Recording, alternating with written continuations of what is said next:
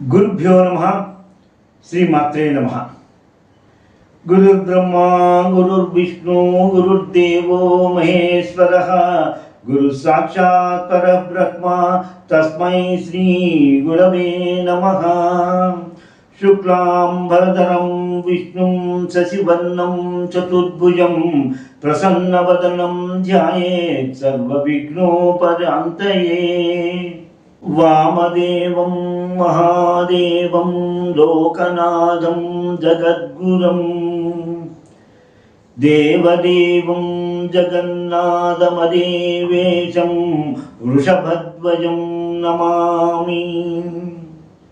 वागर्धाविव सम्पृक्तौ वागर्धप्रतिपत्तये जगतः पितरौ वन्दे पार्वती परमेश्वरौ वंदे पार्वती परमेश्वरौ। శ్రీ రుద్రం యొక్క మంత్రాల విపుల భావాన్ని గ్రహించడానికి ఈ వీడియోని వీక్షిస్తున్న మీ అందరికీ నా నమస్కారములు, స్వాగతం. మా గురువు గారైన శ్రీ జ్ఞానేశ్వరాంబ గారి పాదములకు నమస్కరించి వారి ఆశీస్సులను అర్థిస్తూ, అమ్మవారు గురువులు నాకు ఇచ్చిన శక్తి మేరకు జ్ఞానము మేరకు శ్రీ రుద్రములోని మంత్రాల విపుల భావాన్ని తెలియజేయడానికి ప్రయత్నం చేస్తాను.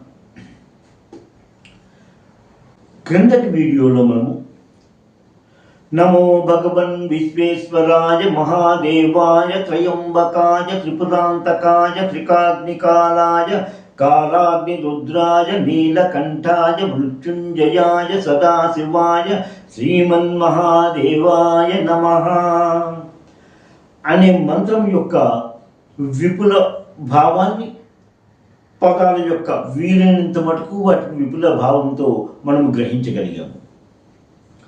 కానీ నేను క్రిందటి వీడియోలో చెప్పినట్టుగానే కొంతమంది ఈ అనువాకాన్ని శ్రీరుద్రములో ఉన్నట్టుగా పరిగణించలేదు. అందుకనేసని మనం ఈరోజు చెప్పుకునేదాన్ని చాలామంది రెండవ అనువాకంగా గ్రహించుకున్నారు. ఈ రెండవ అనువాకంలోని మంత్రాల గురించి విపుల భావంగా మనం తెలుసుకుంటూ ఉందాం. శ్రీ రుద్రములోని మంత్రాలన్నీ కూడా సర్వేశ్వరత్వము అంటే సకలమునకు ఈశ్వరుడు, సర్వాత్మకత్వము సకలమునందు ఉన్నవాడు, సర్వాంతర్యామత్వము అంటే సకలమునందు ఉంటూ దానికి అధిపతిగా ఉన్నవాడి కింద కూడా మనం గ్రహించుకోవచ్చును. ఇలాగ మూడు విభాగాలుగా మనము ఆ రుద్రుణ్ణి మనము స్తోత్రము చేస్తూ ఉన్నట్టుగాను, ఆయన్ని మనము గ్రహించుకోవడానికి చేసే ప్రయత్నముగాను ఈ మంత్రాలు కనిపిస్తూ ఉంటాయి. ఇందులో మొదటి మంత్రంగా మనం గ్రహించుకున్నది నమో హిరణ్యబాహవే సేనాన్యే దిశాంచపతయే నమః అనేది సర్వేశ్వరత్వం కింద మనం గ్రహించుకోవచ్చును. సకలమునకు ఈశ్వరుడు ఆ రుద్రుడే అన్న విధంగా మనం ఇక్కడ చూసుకుంటూ ఉంటాం. హిరణ్యబాహవే అంటే బంగారు చేతులు కలవాడు. మామూలుగా అర్థం తీసుకుంటే బంగారపు చేతులు, బంగారపు బాహువులు కలవాడు. అతని బాహువులకు బంగారపు ఆభరణములు కలవాడు. బాహువులకు అంటే సర్వ చేతులంతటికీ కూడా బంగారు ఆభరణములు కలిగిన వాడు. నిజంగా చెబితే ఆ స్వామి సకలము ఆభరణములతో, బంగారు ఆభరణములతో అతని శరీరం అంతా కూడా వెలుగొందుతూనే ఉన్నాడు అని చెప్పుకుంటున్నాము. అలాగా ఈ బాహువులను మనం ఇప్పుడు చెప్పుకుంటున్నాము కాబట్టి ఆ బాహువులకు బంగారు ఆభరణములు కలవాడు అన్న విధంగా చెప్పుకుంటూ ఉంటాం. అంతేకాకుండా మనము అప్పుడప్పుడు వాడు బంగారు తండ్రి అంటాం. బంగారు తండ్రి అని ఎవరినైనా చెప్పుకుంటున్నామంటే అతని గురించి చెప్పేది అతను బంగారంతో చేయబడ్డాడని కాదు, అతని తత్వం బంగారం వంటి ఉన్నతమైనది అని చెప్పుకుంటున్నాం. అలాగే ఇక్కడ బాహువులు బంగారముతో ఉన్నవి అనే చెప్పుకోకుండా అతని బాహువులు బంగారము వంటి ఉన్నతమైనవి. బాహువులు బంగారము వంటి ఉన్నతమైనవి అంటే బాహువులు ఎప్పుడూ కూడా, ఆ హస్తములు ఎప్పుడూ కూడా సకలము ఇచ్చేదే. శివుడు అంటేనే మనకి సకలము ఇచ్చేవాడి కింద మనం అర్థం చేసుకుంటూ ఉంటాం. అందుకనేసి అతని చేతులు, అతని బాహువులు, అతని ఇవి అన్నీ కూడా సకలము ఇచ్చేది, నిత్యము ఇచ్చేవాడు. చేతులతో ఇచ్చేది అంటే దానము చేయడము అయిండొచ్చు, లేక అభయము ఇవ్వడము కూడా మనము గ్రహించుకోవచ్చును. మన భగవంతులు, మన దేవుళ్ళు అందరూ కూడా ఎప్పుడు బంగారు దేవుళ్ళే. మన వాళ్ళందరూ కూడా సకలము అన్నీ ఇస్తూనే ఉంటారు. అందుకనిసే అన్నమయ్య కూడా ఇందరికి అభయములు ఇచ్చు చేయి, కందువకు బంగారు చేయి అని చెప్పాడు. అక్కడ శ్రీ వెంకటేశ్వర స్వామిని చెప్పుకున్నా సరే మనకి భగవంతులందరూ కూడా బంగారు భగవంతులే అని మనం చెప్పుకుంటున్నాం. కాబట్టి ఇక్కడ రుద్రుడు కూడా బంగారు రుద్రుడు అనే విధంగా మనం అర్థం చేసుకునే విధంగా అతని యొక్క తత్వాన్ని, అతని యొక్క మనస్సుని, అతని యొక్క ఉదార స్వభావాన్ని మనము గ్రహించుకుంటూ ఇక్కడ హిరణ్య భాగవే అనుకుంటూ బంగారు ఆభరణములు కలవాడు, బంగారు చేయి కలవాడు, బంగారము వంటి తత్వము కలిగినటువంటి చేయి కలవాడు అన్న విధంగా కూడా మనం గ్రహించుకుంటూ వెళ్ళచ్చు. సేనాన్యే అన్నాం. సేనాన్య అంటే సేనకు అధిపతి అని చెప్పచ్చు. సేనాని అన్నదాన్ని మనం తీసుకుంటే సాయిన కూడా మనం విడదీసుకోవచ్చు. సాయిన అంటే ఎప్పుడు విడనటువంటిది, నిత్యము మనతోనే ఉండేటువంటిది అనేది సాయిన అన్న విధంగా కూడా మనం అర్థం చేసుకుంటూ ఉండొచ్చు. ముఖ్యంగా సేన అన్నదానికి ఒక తత్వం, ఒక లక్షణం. సేన అనే లక్షణం ఏంటి అంటే అది ఎప్పుడూ కూడా నేను ఒకరి క్రిందని ఉంటున్నాను, నా మీద ఒకరు ఉన్నారు, నేను సేన, అతను రాజుగారికి నేను సేవ చేస్తున్నాను అన్న విధంగానే మనం గ్రహించుకుంటూ వెళ్తాము. సేనాన్ని ఆ సేనకి పతి, ఆ సేనకి నాయకుడు అయినటువంటి వాడు సేనాన్యే అవుతుంది. ఆ సేనకంతటికి పతి అయినటువంటి రుద్రునకు నమస్కారము అని చెప్పుకుంటున్నాం. ఇక్కడ సేన అంటే ఏమిటి అంటే, సేన అనగానే మనకి పదాతి దళమే గప్పుడు జ్ఞాపకం వస్తుంది. పదాతి దళము అనగానే ఎక్కువ సంఖ్యలో ఉంటారు, ఎక్కువ మంది మనుషులు అక్కడ ఉన్నట్టుగా మనకి కనిపిస్తూ ఉంటుంది.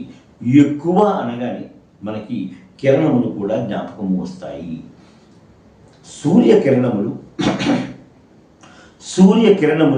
అన్ని ఎక్కువగా అన్ని దిక్కులా కూడా ప్రసరిస్తూ ఉంటాయి.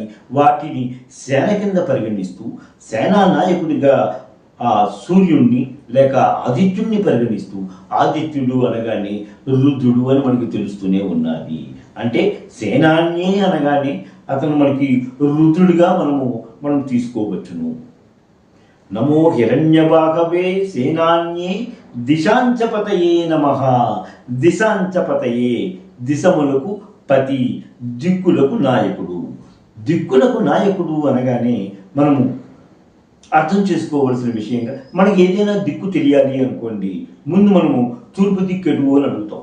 ఎవరైనా దక్షిణ ఎటయ్యా అనగానే నాకు నువ్వు తూర్పు దిక్కు చెప్పు, నేను నీకు దక్షిణ దిక్కు చెప్తాను అన్న విధంగా ఏ దిక్కు కావాలన్నా ముందు మనం తూర్పు దిక్కుకు తిరుగుతాము. తూర్పు దిక్కుకు తిరిగి కుడి ఎత్తి పక్క ఉన్నది దక్షిణము అనే విధంగా మనకి అర్థం అవుతూనే ఉంటుంది. అంటే దిక్కులు తెలియాలి అంటే మనకి తూర్పు దిక్కు తెలియాలి. తూర్పు దిక్కు తెలియాలి అంటే సూర్యుడిని మనం గ్రహించుకోగలగాలి.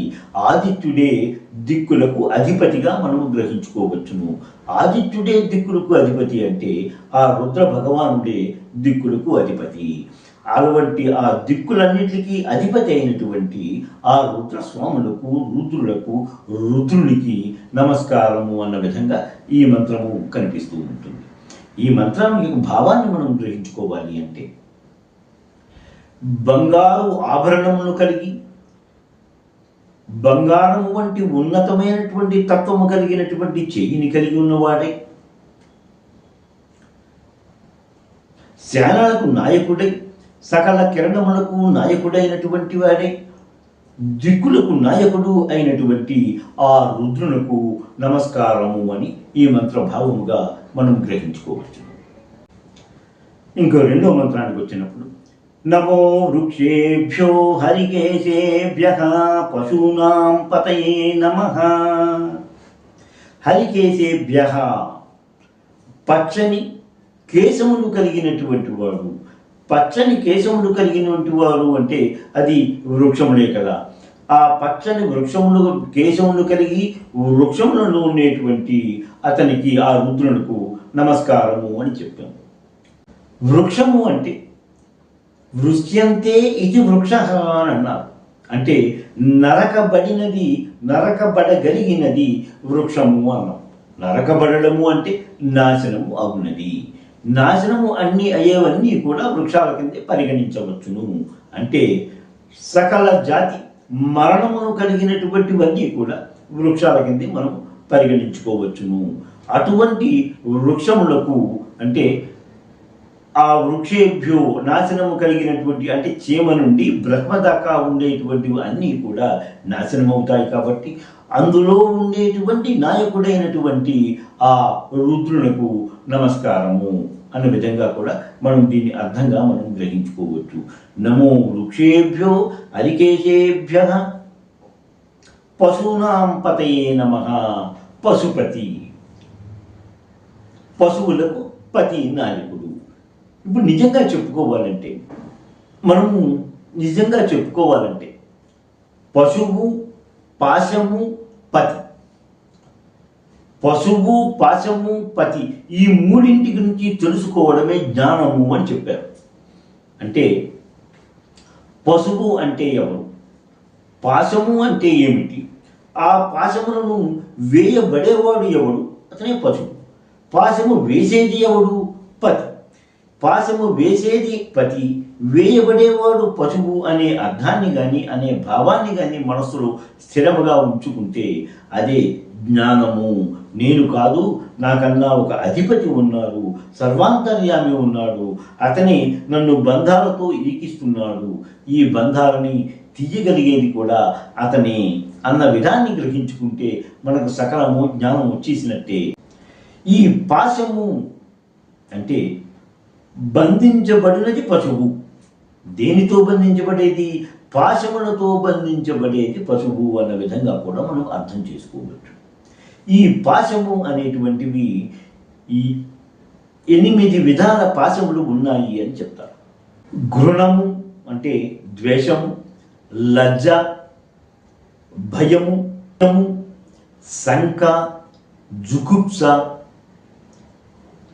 జాతి, శీలం, అస్మిత అని చెప్తారు. అస్మిత అంటే అహంభావం. ఈ 8 విధాల బట్టి బలైనటువంటి బంధాలతో బంధింపబడినది పాశము. ఆ పాశములో ఉన్నవాడే పశువు. మరి ఈ పశువులు అనేటువంటివన్నిటికీ కూడా అధిపతి పశూనాం పతయే. ఈ పశువులకు అధిపతి అయిన వారికి నమస్కారము అని తెలియజేశాము.